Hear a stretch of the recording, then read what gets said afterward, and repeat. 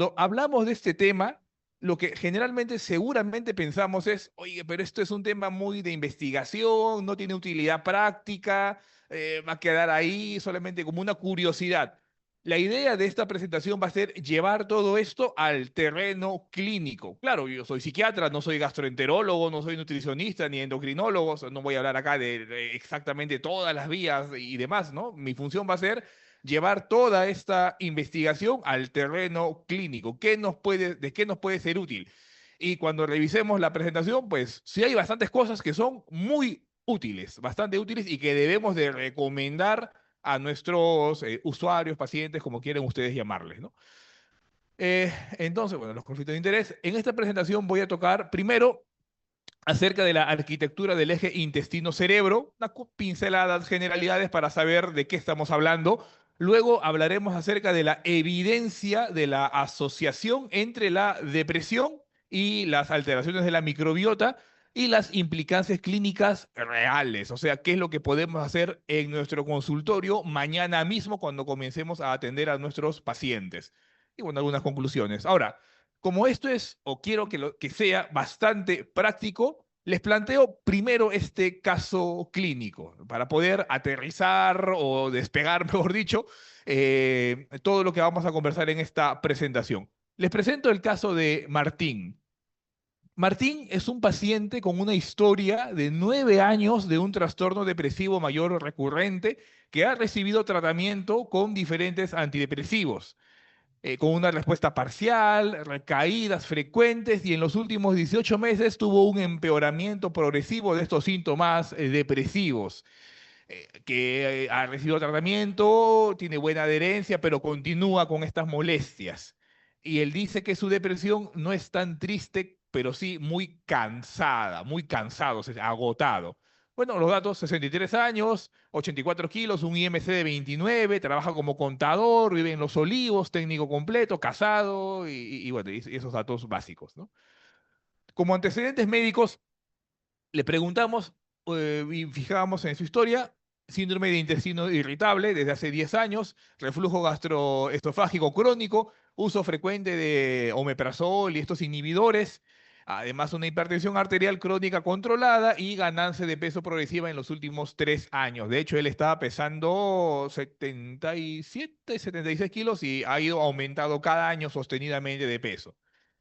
Como historia familiar, casado, vive con su esposa, tiene 2 hijos adultos, buen soporte familiar, no hay eventos estresantes, trabaja como contador independiente y sí ha notado que en los últimos meses una disminución progresiva de su rendimiento laboral, porque se siente cada vez más fatigado, más agotado. Entonces, este es el preámbulo del caso. Veamos un poquito de la historia de Martín. Miren, todo inició aparentemente a los 54 años, ¿no? Finales 53, 54 años, ánimo depresivo, anedonia y fatiga marcada con dolores musculoesqueléticos crónicos y no especificados, distensión abdominal intermitente, sensación de inflamación, exámenes auxiliares normales y pues, como su primer episodio depresivo se le indicó sertralina 50 miligramos al día, respuesta parcial, pH Q9 en 21, GAT7 en 6, pH Q15 para ver la severidad de síntomas somáticos en 22, no hay hipomanía y no hay manía. Estuvo así todo un año, ¿no? Nunca terminó de irse la depresión, el antidepresivo no le terminó de ayudar completamente, pero bueno, ya refirió que después de un año se sintió mejor. 58 años, aparece otra vez los síntomas depresivos moderados con mayor fatiga matutina, enlentecimiento cognitivo, tránsito intestinal irregular, alternando estreñimiento, diarrea, y comenzó a decir que sentía como una niebla mental, que no podía pensar claramente, que quería concentrar. Él es que es contador, tiene que trabajar con números frecuentemente y comenzaba a tener bastantes dificultades en ese aspecto. Y bueno, se le inició fluoxetina con 40 miligramos al día y clonazepam 2 miligramos al día. Pero estuvo así casi un año, ¿no? Se le pidió exámenes auxiliares, se encontró una proteína C reactiva ultrasensible ligeramente elevada, triglicéridos en límites altos. Se dan cuenta que el pH Q9 continúa en 15, 5 GAT7 y 15 pH, y 19 pH Q15, perdón. Desde esa fecha, desde los 58 años hasta ahora, los 63, no ha tenido una resolución completa de esa sintomatología depresiva. Ha estado persistente. Ánimo levemente deprimido, con fatiga intensa, dolor articular, lentitud cognitiva, una leve elevación de las enzimas hepáticas y dice, ya no estoy tan triste, doctor, no me siento tan triste como antes, pero igual me siento enfermo, igual me siento mal, me siento cansado, agotado, no pienso bien. Y cuando iba donde varios psiquiatras, todos le decían, la depresión continúa con la pastilla, sigue tomando el antidepresivo y así estuvo tratando entre varios antidepresivos. Y no mejoraba, no llegó a mejorar esta molestia. Y si se dan cuenta, el PHQ-9 no está en una depresión moderada ni grave, está en 8. GAT-7 en 4, pero el PHQ-15, la molestia somática física, sigue elevado, más bien más, en 23 inclusive. Entonces, dato importante acá, se dan cuenta que hay una aparente disociación entre los niveles de depresión, la tristeza y el malestar que la persona refiere. No está deprimido, pero se siente mal. Y eso le invoca a más tristeza. Bueno, hablemos con Martín. ¿Por qué decidió cambiar de psiquiatra? Porque aunque estoy menos triste, sigo con dolor y un cansancio que no se me va. Siento que algo físico no está bien. Y ha ido donde varios médicos, homeópatas, naturistas y demás, y nadie le soluciona el problema. ¿Cómo describiría su energía durante el día? Me levanto agotado, es como si no hubiera descansado, aunque esté durmiendo. ¿Ha notado cambios en su concentración o claridad mental? Sí, me cuesta enfocarme. Siento la cabeza lenta como si estuviera nublado y eso ya le está trayendo dificultades en su trabajo como contador, como les comenté. Síntomas digestivos, a veces alguna distensión abdominal, cambios en el tránsito con diarreas, estreñimientos medio fluctuantes, pero los exámenes siempre salen normales y su porque ha ido hasta 3 gastroenterólogos, no es funcional, anda con el psiquiatra, que vea el asunto. Eso es lo que pasa con varias especialidades. No saben qué sucede, no mejora, ya anda el psiquiatra, ya algo hará contigo, pues, ¿no? Algo pasará. 3 gastroenterólogos, endoscopías, colonoscopías, todo limpio, pero se sigue sintiendo mal, ¿no? ¿Qué espera del nuevo tratamiento? Quiero recuperar mi energía, doctor. Quiero dejar el dolor, volver a pensar con claridad, ¿no? Entonces, hay que preguntarnos qué está pasando en este caso, qué está pasando en esta situación. Les planteo algunas posibilidades. Si nos ponemos de manual, del libro, de las guías clínicas ultraortodoxas e inflexibles, una depresión resistente al tratamiento, obviamente, ha tenido más de 2 antidepresivos, a buena dosis, buen tiempo, no mejoraba, toca darle su adyuvante, su aripiprazol, su estimulación magnética, su inyección esquetamina, intranasal, lo que fuese, no sé. Pero una depresión puede ser, una depresión resistente al tratamiento, claro.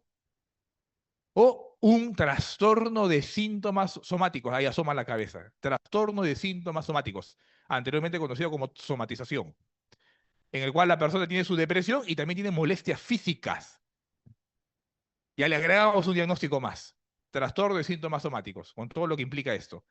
O la otra posibilidad es que estemos frente a un subtipo de depresión, no a una depresión resistente al tratamiento, sino un subtipo, a un fenotipo depresivo con un componente inflamatorio sistémico, que en los últimos años está cobrando cada vez más fuerza. Si bien no figura como un subtipo específico en las guías, en los protocolos, pero las guías protocolos demoran 5 o 6 años en salir y hay en los últimos 3 4 años hay abundantísima investigación que nos habla de que sí es válido hablar de este subtipo de depresión, con este componente inflamatorio sistémico, ¿no? Muchas veces la investigación va mucho más rápido que las guías, ¿no? ¿Y por qué podemos decir que pasa esto, ¿no? ¿Qué datos? Hay 5 datos clave. Disociación entre la tristeza y la fatiga. Lo más común en una depresión resistente a tratamiento es que la persona esté más deprimida y a la vez eso jale a que esté más fatigada. Pero acá no pasa esto. La depresión mejoró, pero se siente más fatigado, ¿no? Hay un dato importante. Siempre vean eso. ¿La depresión va de la mano con la fatiga o no va de la mano con la fatiga? ¿No? 2, predominio del dolor y de los síntomas físicos, que puede confundirnos y pensar, porque nos psiquiatrizamos, pues yo soy psiquiatra y me psiquiatrizo también y pienso que todo es cuestión psiquiátrica, pues no, ya, un trastorno de síntomas somáticos le pongo. 3, tiene marcadores metabólicos limítrofes.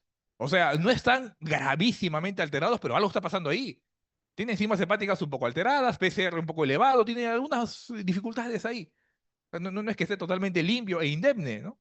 La elevación de los tratantes inflamatorios y esta historia digestiva intermitente. Es decir, no hace un cuadro único para que el gastroenterólogo diga tienes esto, o el neurólogo, o lo que fuese, sino son varias cosas separadas que juntando pueden darnos una explicación de este perfil inflamatorio. Entonces, eso es lo que vamos a describir en esta presentación. Vamos a ver cómo podemos entender un cuadro como el de este paciente y qué podemos hacer o qué recomendaciones podemos darle en este caso.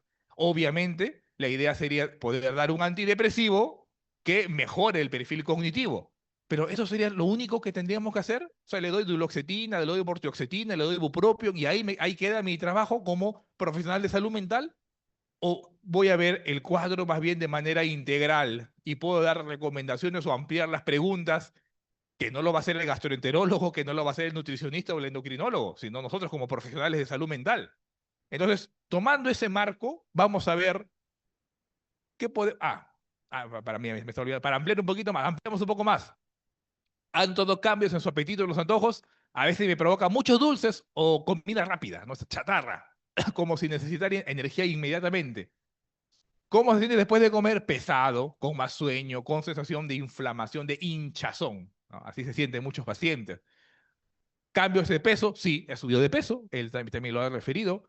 No duerme bien, me despierto varias veces, no siento que el sueño me recupere y mi cuerpo reacciona mal al estrés. Cualquier problema me agota físicamente. El agotamiento producto de la inflamación. Entonces vamos a ver qué podemos decir, qué podemos hablar acerca, primero de la arquitectura intestino-cerebro. ¿Qué tiene que ver el intestino con el cerebro? Tiene mucho que ver. Tiene bastante que ver. Algunos llaman al intestino como el segundo cerebro, ¿no? Escucharlo, se ha popularizado esta conceptualización, el intestino como el segundo cerebro, ¿no? Lo primero que tenemos que responder es, ¿qué cosa es la microbiota? Para hablar del eje intestino-cerebro y de la relación de la microbiota, obviamente la primera definición que tengo que tener yo es qué cosa es la microbiota. Nuevamente, yo no soy gastroenterólogo, yo soy psiquiatra, así que voy a darles explicaciones así, puntuales, sencillas, ¿no? Es mi conjunto de microorganismos que están en el sistema digestivo. Pueden ser bacterias, virus, hongos, lo que fuese. Y que colonizan y viven normalmente ahí. Pero no solamente es que son como parásitos que están viviendo ahí, no, tienen funciones, vamos a verlas, ¿no? Es una relación simbiótica. Todo lo que tenemos dentro del intestino está en simbiosis con nosotros, no está de más. Todas las bacterias que en nuestro estado de salud están presentes cumplen una función. Porque muchas veces pensamos, tengo una bacteria, estoy mal, debo eliminarla completamente. Como si nuestro organismo estuviera totalmente limpio y no tuviera nada. No, hay organismos que son simbióticos con el ser humano. Tiene funciones esenciales. Todas esas bacterias tienen funciones. Uno, nos protege frente a patógenos, resistente a la colonización de elementos extraños. Por eso es que cuando damos antibióticos así, irracionalmente y barremos con toda la flora bacteriana, aparecen y colonizan otras cosas y se enferma la persona. Aparecen diarreas y muchas otras molestias gastrointestinales. Además, se encargan, como es una simbiosis, se alimentan de nosotros y ellos que dan por nosotros nos protegen la mucosa esofágica. Ayuda a la indemnidad de la barrera de la mucosa, ¿no? Modula el sistema inmunológico también y metaboliza, esto es muy importante, miren, esas bacterias metabolizan y producen sustancias que llegan al cerebro. Fermentan las fibras, producen vitaminas y esto es muy importante, produce ácidos grasos de cadena corta.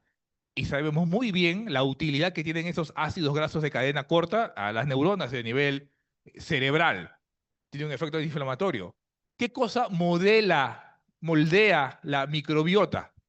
Cuando damos la lactancia, recién nacemos no hay nada, ¿no? La leche de la madre nos comienza a instaurar esta microbiota, eso se ha investigado bastante. ¿Cómo nazo? Nazo cesárea, nazco por parto vía vaginal. Algunos dicen que no, ya no hay que llamarle parto natural, porque entonces que la cesárea es antinatural y eso es un tema de debate. La lactancia, el uso de antibióticos, la dieta y el ambiente en el que yo estoy. O sea, de esas 5 cosas, por lo menos 4 podemos controlar. Puedo controlar la lactancia, puedo controlar el uso de antibióticos, puedo controlar cómo está mi dieta. Y esto tiene mayor impacto en los primeros años de vida. Ya cuando uno es adulto, esto se tiende a estabilizar. Y se rompe esta estabilidad cuando metemos antibióticos, ¿no? Acá viene un concepto muy importante, la eubiosis versus la disbiosis. La eubiosis es la microbiota equilibrada. Está ahí en equilibrio, yo bien, mis gérmenes también están bien y nos ayudamos entre todos. Comienzo a tomar antibióticos, mato a mis gérmenes y colonizo otra cosa, disbiosis, como una alteración de la microbiota intestinal, ¿no? Entonces, varios investigadores, y esto ya es muy mencionado por los colegas gastroenterólogos, consideran a la microbiota como un órgano funcional. Es un órgano aparte. Así como hay esófago, intestinos, estómago, la microbiota es un propio órgano. Así lo consideran, ¿no? Clave en la fisiología humana.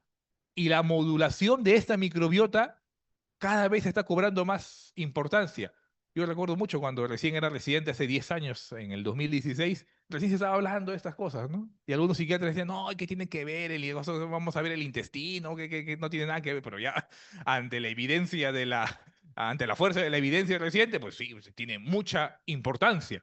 Por eso, la microbiota intestinal es un sistema dinámico que regula nuestra inmunidad, metabolismo, inflamación y el desequilibrio de esto se asocia a múltiples enfermedades sistémicas, a múltiples problemas neurológicos, a múltiples enfermedades cardiovasculares, gastrointestinales y demás. Para ver cómo se inserta esto en la depresión, veamos rápidamente cuál es la etiología de la depresión. Decir que la depresión solamente es por neurotransmisores alterados es totalmente insuficiente. Sabemos muy bien ahora que hay por lo menos 6 mecanismos que generan la depresión. Número 1, alteraciones o problemas en el eje hipotálamo hipofisario adrenal. La microbiota, el eje intestino-cerebro, está inmiscuido ahí. Vamos a verlo más adelante. Alteraciones en las monoaminas. También la microbiota regula en cierta parte las monoaminas. ¿De dónde creen que salen los neurotransmisores? No sale del cerebro. Ingerimos triptófano y eso se procesa a nivel digestivo y ahí se utiliza para llegar al cerebro. La microbiota se encarga de eso, pero si hay una disbiosis, esa microbiota, en lugar de llevar ese triptófano a serotonina y que nos dé felicidad, lo lleva triptófano a la vía de la quineurina, alterado, y se producen otras cosas y produce inflamación. La alteración de la microbiota decide hacia cómo se utiliza ese triptófano, para bien o para mal. O sea, tiene que ver la microbiota ahí. Inflamación, también. La microbiota alterada produce inflamación.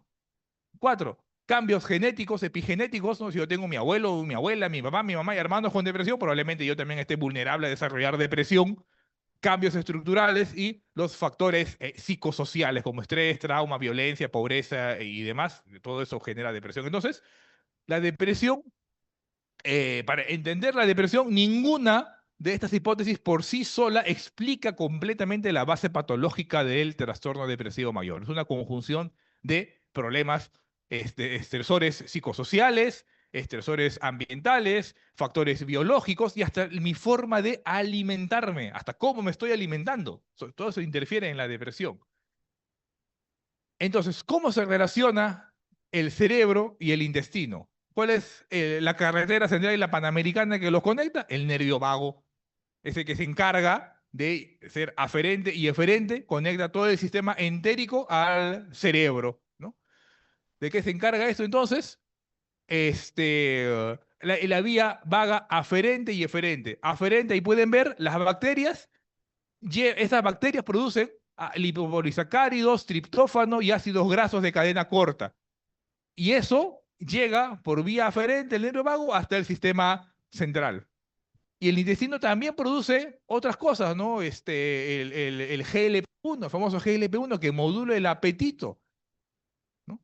La serotonina, noradrenalina, dopamina, GABA y colecistoquinina, todas esas sustancias se segregan del intestino y llegan vía aferente a nivel central. Y la vía eferente, perdón, vagal del cerebro hacia el intestino lleva neurotransmisores. O sea, hay una relación dinámica, como les comenté, ¿no? Eh, entonces, ¿qué se sabe? Si nuestro paciente mejora cuando baja el estrés, sea, baja el estrés y mejora las molestias gastrointestinales, probablemente estemos reduciendo el tono vagal, está mejorando el tono del vago, ¿no?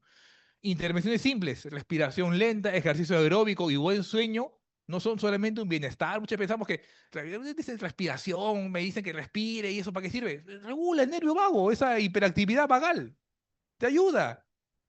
Que no es solamente mantra o hacer cualquier cosa. No, no, no. Hay una explicación fisiopatológica de eso. Solamente que hay que saber explicarle al paciente, ¿no?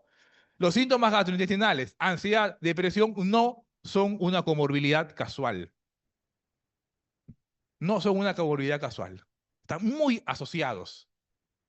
Muchos dicen, el corazón es lo que siente, no, el intestino es lo que siente. Se debe cambiar la frase, no te amo con todo mi corazón, te amo con todo mi intestino, sería lo más correcto de decir, ¿no? Entonces, el nervio vago es una vía bidireccional. Trata solamente el ánimo y si no vemos el intestino, estamos siendo insuficientes. Hay que preguntar, cómo vas al baño, cómo te alimentas, cuál es tu tipo de alimentación, ¿no? Esto es muy importante. Antes de subir la dosis de los medicamentos, tengo que ver primero cómo está su sistema inflamatorio.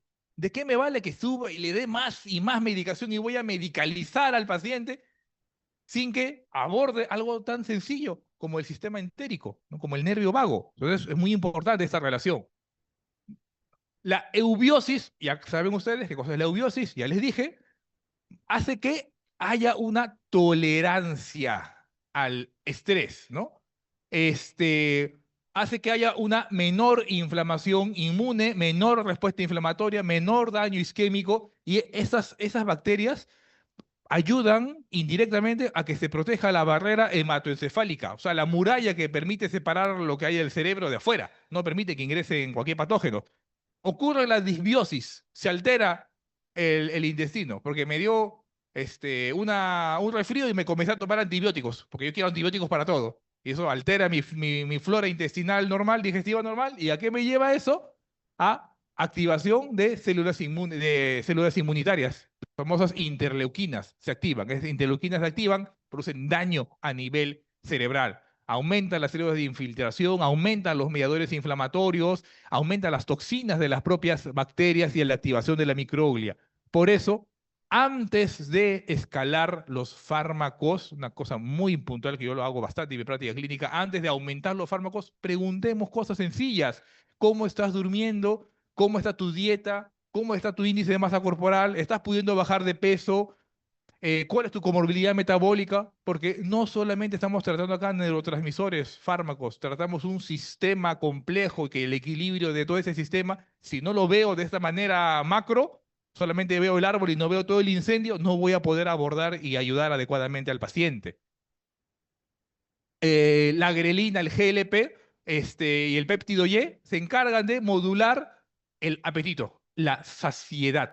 También tiene que ver el intestino, ¿no? El famoso GLP-1, la grelina. El GLP tiene una señal orexigénica, ¿no?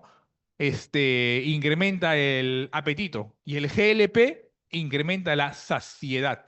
Mayores niveles de GLP hacen que yo esté más saciado. Por eso que cuando te colocan las famosas ampollas GLP-1, se te va el apetito, regula todo ese ciclo. Entonces, también es una función tan básica como el apetito, está regulada por estos temas intestinales, ¿no? Por estos temas hormonales.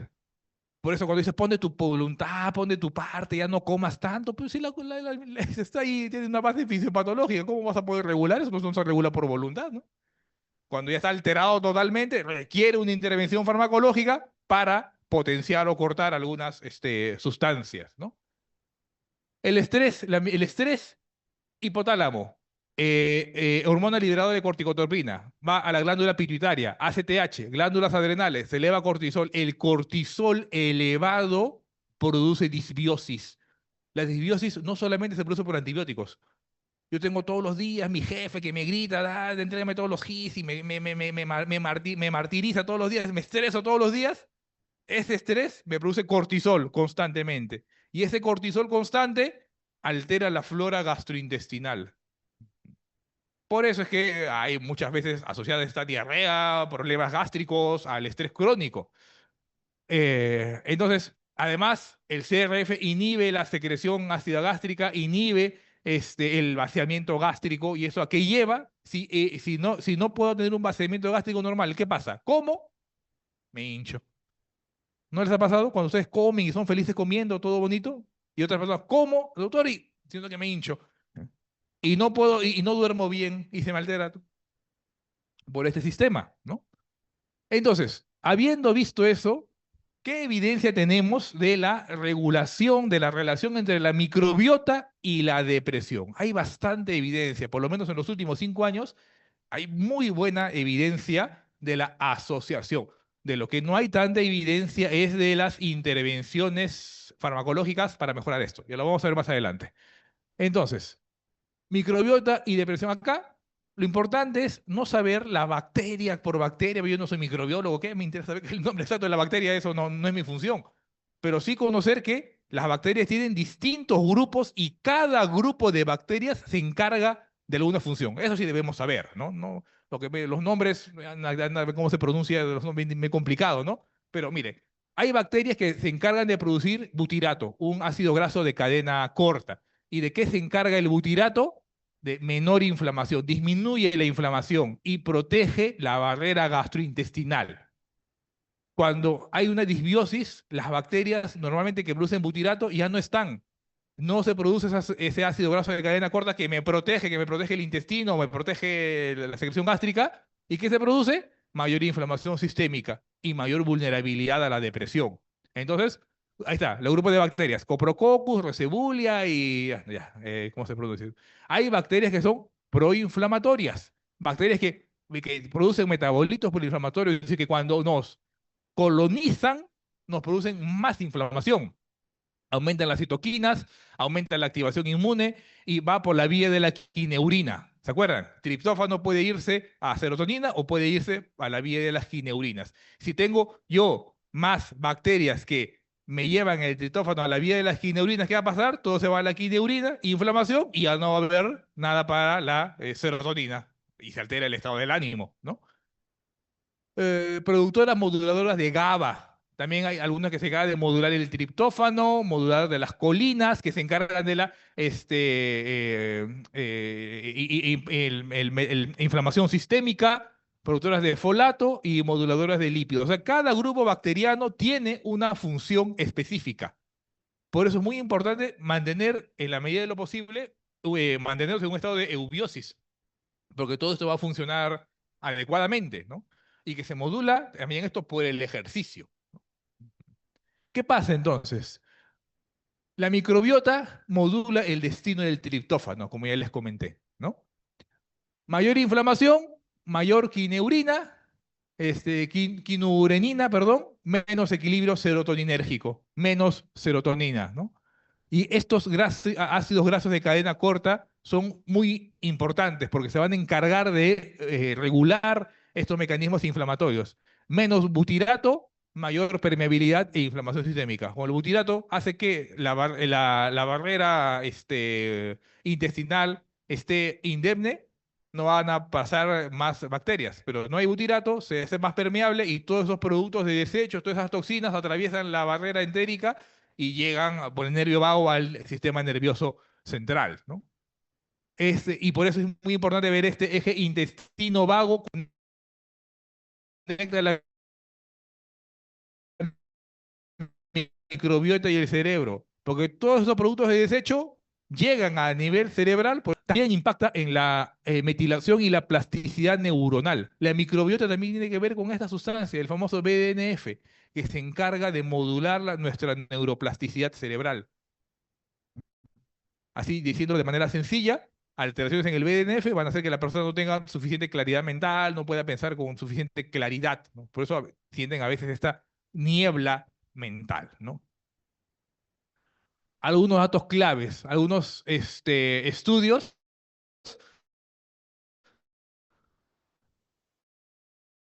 Este es un metaanálisis que la opción tiene, hay una menor heterogeneidad, no hay la flora que normalmente tenemos y que nos protege, ¿no? Hay un estudio multicéntrico de más de 3.200 pacientes de 6 grupos étnicos y que se encontró acá que la alteración o la ruptura del equilibrio de esta microbiota, tirando más hacia la disbiosis, está más asociado a una mayor variabilidad de los síntomas depresivos. Y hay mucha asociación clínicamente significativa, estadísticamente significativa, perdón, entre varios grupos de bacterias y la presencia de síntomas depresivos. Mayores niveles de estas bacterias, menos niveles de depresión, ¿no? Porque las protegen, son de la eubiosis, ¿no? Y una disminución consistente, perdón, de estas bacterias productoras del butirato, que está ahí en el Coprococcus.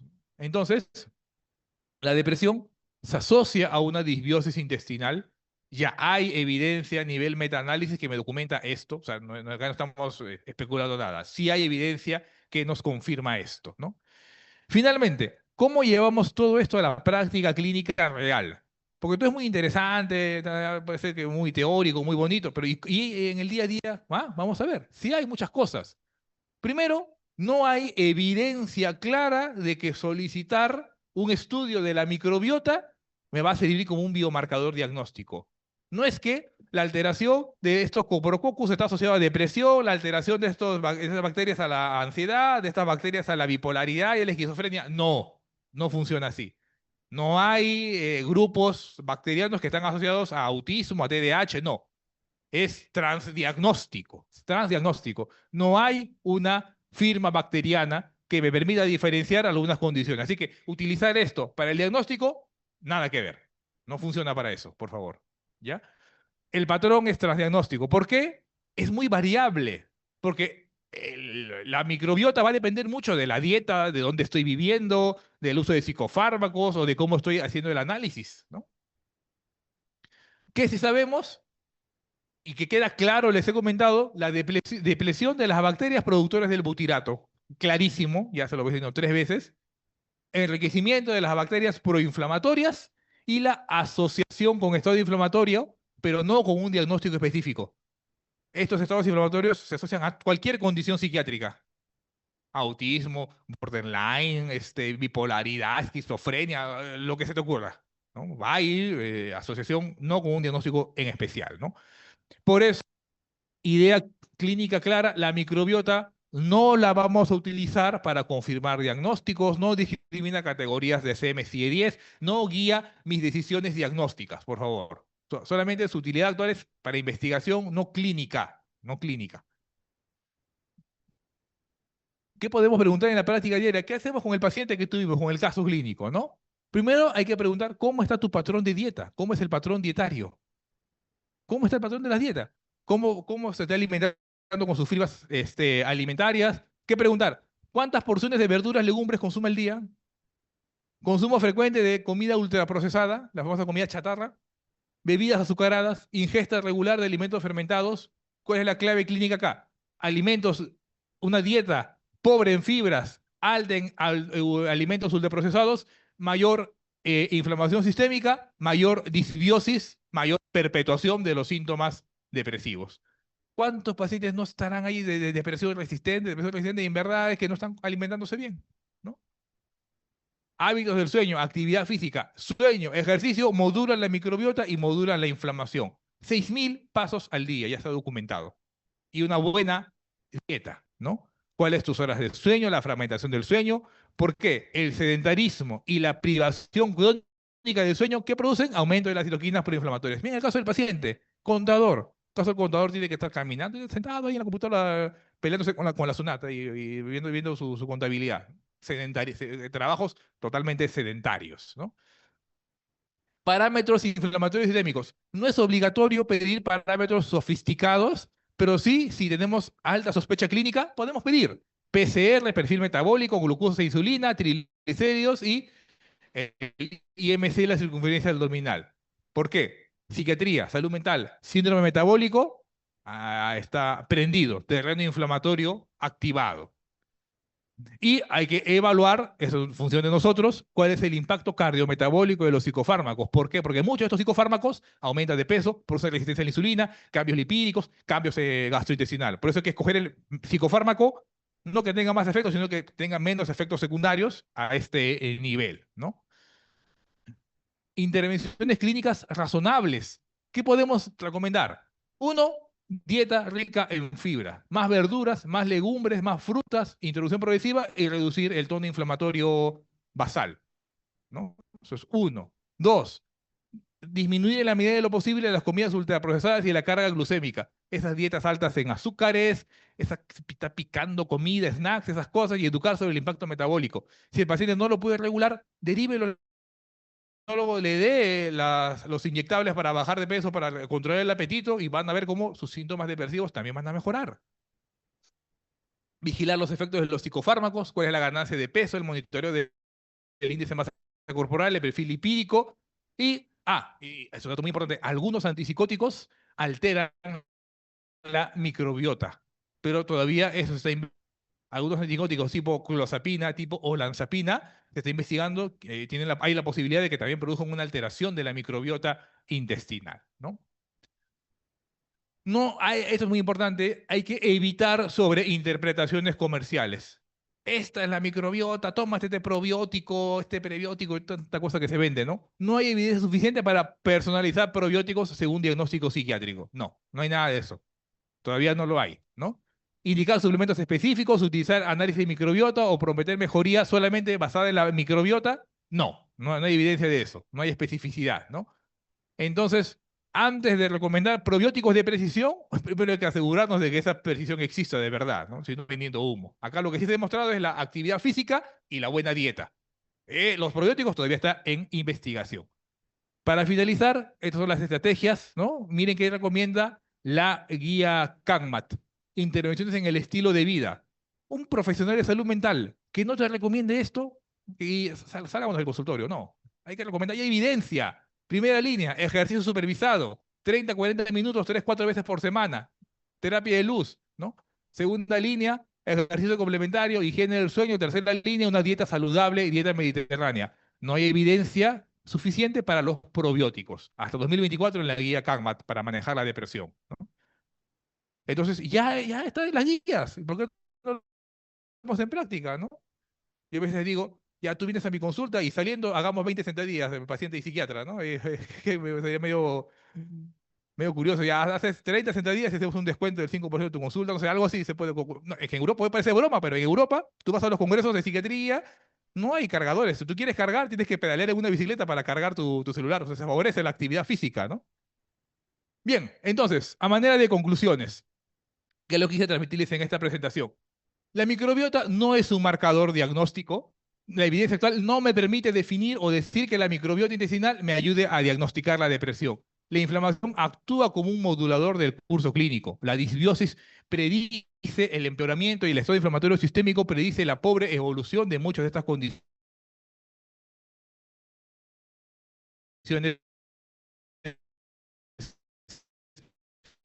depresivas. El eje intestino-cerebro, intervención dietética es coadyuvante, no sustituye, por si acaso. Ojo, ojo, ojo, esto es muy importante, me olvidé decirlo. No es que con la dieta ya se te va la depresión, no, es un complemento, pero no sustituye la intervención psicoterapéutica y psicofarmacológica. Lo que yo siempre le digo a mis pacientes son tres patas, cambios en el estilo de vida, la psicoterapia y la medicación. Si quitas una pata, tu mesa se te cae, se acabó. No hay mayor discusión acá. Eso depende del psicólogo, psiquiatra, del psicoterapeuta. Pero la alimentación, eso depende del paciente, porque yo no voy a su casa a cocinarle o a hacer ejercicio con él, pues, ¿no? O sea, eso depende netamente del paciente o de la familia, ¿no? Y ahí es donde hay mayores problemas en los cambios del estilo de vida, ¿no?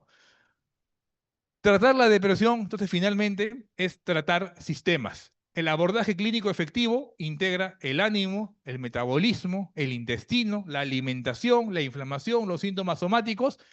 Es una evaluación completa. No vayamos a los reduccionismos. Todos como profesionales de salud mental que somos, de la especialidad o la profesión que tengamos, debemos conocer esto y ayudar a que se dé un tratamiento más personalizado para cada paciente.